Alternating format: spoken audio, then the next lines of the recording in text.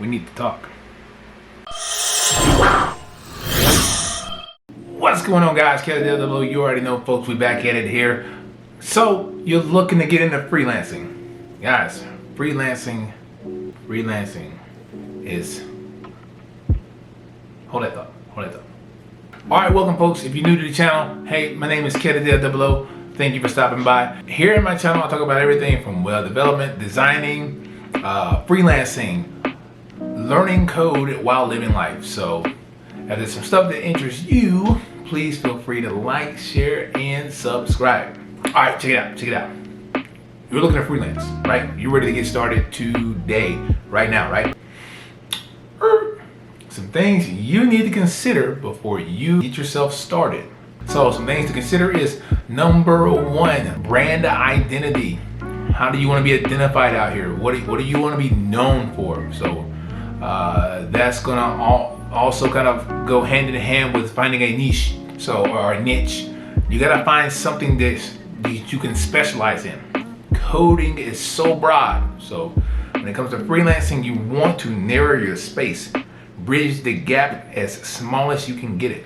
So that means we're doing things like specializing in SEO, search engine optimization, for the ones who don't know. In a nutshell, how well does a web page or website rank in Google or any search engine for that matter? Like Google's like the main one. That's just one part of it. Some other things you need to consider is the money can be good, but it doesn't oftentimes start off good. There are times where you're gonna work either for free or for pennies on a dollar. So this is a whole process. You want to take your time with this. If you're considering making this a full-time job, this only works if you are staying with somebody, if you have some other source or help when it comes to living expenses and etc. But if you're someone who's looking to do this full-time, but you don't have those things, that's not going to quite work for you. It's just not going to be a good process. You're going to need some type of a full-time gig to hold down all your expenses. You will incur some expenses when it comes to freelancing. Also understand, getting clients, it can be fast and it can be very slow. So getting some clients is not as it is cut out to be. You can get it online, good luck there. You're against the world. So again, just like how we niche down, you're gonna have to narrow the playing field by going to your areas. I know you hear about the local coffee shops and these things, but sometimes people just don't want to go to those. Take advantage of virtual meetups, any kind of platform, any kind of form of service where it's people connected with small businesses or people who just putting needs and wants, putting needs together. If you're given an opportunity with that, that's how that'll start, and that again comes in the form of something free, or in other cases, something that give you a little $50 here and there. So it's relax, somewhere to start. After we think about all these things, we have to understand that you have to have the equipment too. We just skipped everything else. This is a bit scattershot because I haven't structured it, but understand you need some equipment.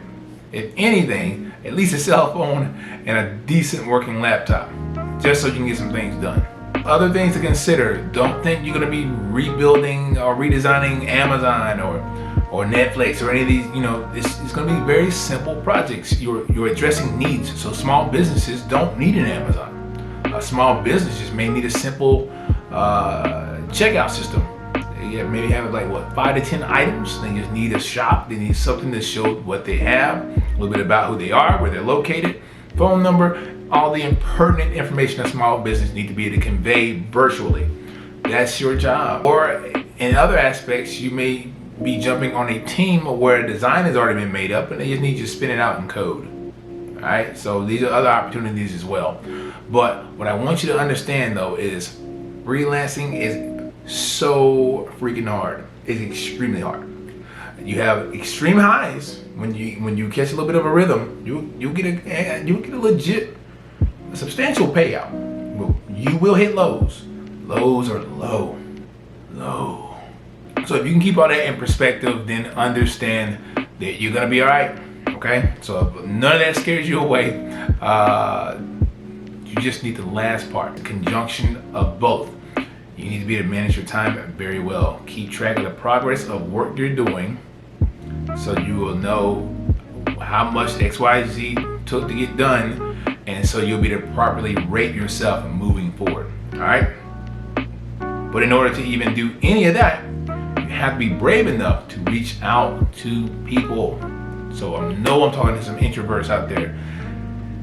Hey, again, you came into this, you wanted to freelance because you wanted the flexibility.